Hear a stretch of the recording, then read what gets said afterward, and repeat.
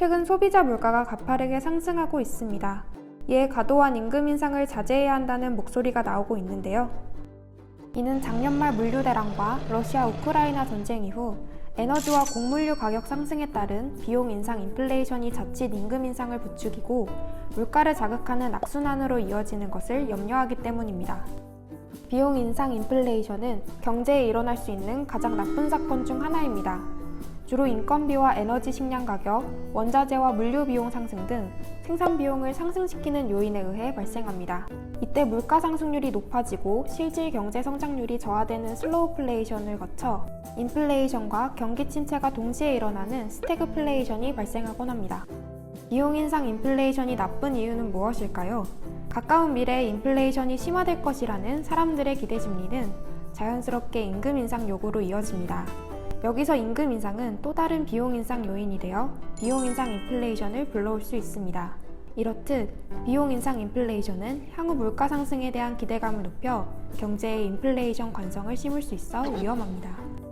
이렇게 한번 발생한 비용 인상 인플레이션이 임금 상승을 불러오고 이때 인상된 임금이 다시 비용 인상 인플레이션으로 연결되는 악순환을 임금 물가 상승 소용돌이라고 합니다.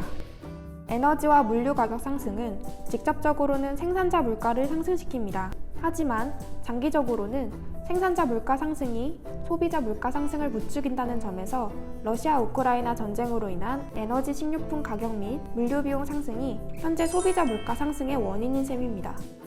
이에 노동계에서는 임금의 구매력 보존을 위해 최저임금 인상폭을 평상시보다 늘려야 한다는 목소리도 나왔습니다. 하지만 자칫 과도한 임금 인상이 생산자 물가 및 소비자 물가 상승이라는 부메랑으로 돌아올 것이라는 우려가 나오기도 했죠.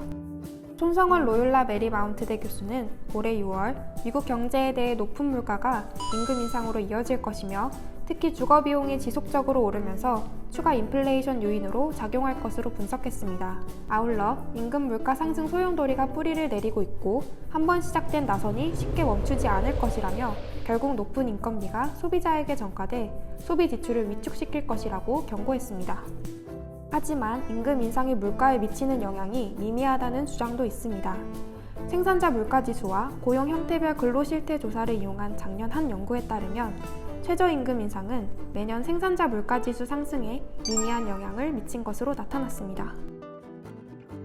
또한 전문가들은 이번 인플레이션의 원인은 에너지 가격 상승 등 총공급 측 요인에 따른 것이지 임금 상승에서 기인한 것으로 볼 수 없다고 주장하기도 합니다.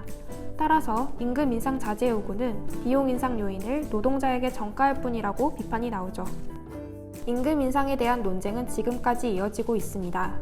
임금 상승의 부정적인 측면을 강조해 임금 인상을 자제해야 한다는 입장이 있는 한편 기업이 비용을 가격에 전가해 제품 가격이 올라가 소비자 물가가 오른다는 주장도 있죠. 여러분은 이에 대해 어떻게 생각하시나요?